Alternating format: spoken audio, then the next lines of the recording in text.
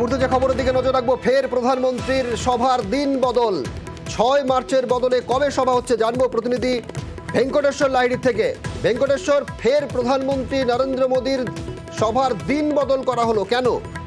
দেখো, তুমি জানো যে প্রধানমন্ত্রী মার্চ মাসের যে প্রথম সপ্তাহে 4 তিনটি সভা ছিল। 1 তারিখ, 2 তারিখ এবং 6 তারিখ। 1 তারিখে আরামবাগ, 2 তারিখে কৃষ্ণনগর এবং 6 তারিখে তার বারাসাতে সভা ছিল।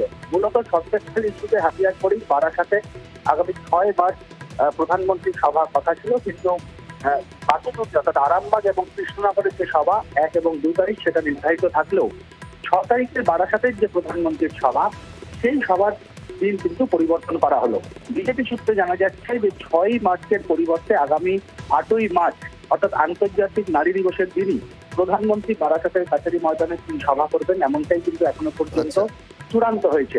এবং সন্দেশখালীর যে সমস্ত মহিলারা, তাদের পাশাপাশি সংলগ্ন এলাকার যে সমস্ত মহিলারা রয়েছে, তাদেরকেও কিন্তু এই সভায় অর্থাৎ প্রধানমন্ত্রীর 8ই মার্চের সভায় হাজির করানোর ব্যাপারে উদ্যোগী হয়েছে বঙ্গ টিভি। তবে প্রধানমন্ত্রী যেহেতু তুমি জানো যে চলতি আগামী মাসে যে দুটি 1 এবং 2 তারিখে দুটি সভার পর তিনি 6 তারিখে আসার কথা ছিল, কিন্তু 8ই মার্চ যেহেতু আন্তর্জাতিক নারী দিবস এবং সন্দেশখালী ইস্যু যেহেতু সেই দিনই সভা রয়েছে। ধন্যবাদ ভেঙ্কটেশ্বর।